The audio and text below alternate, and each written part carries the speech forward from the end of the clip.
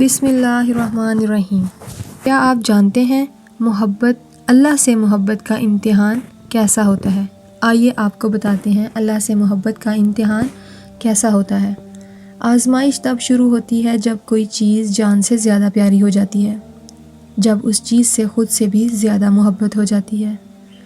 پھر اللہ اس محبت کا امتحان لیتا ہے، آخر تم اس چیز کے لیے کتنا صبر کر پاتے ہو، کسی جنون کی حد تک پہنچ پاتے ہو، سب سے بڑھ کر یہ کہ تم اللہ کی رضا میں راضی رہ پاتے ہو۔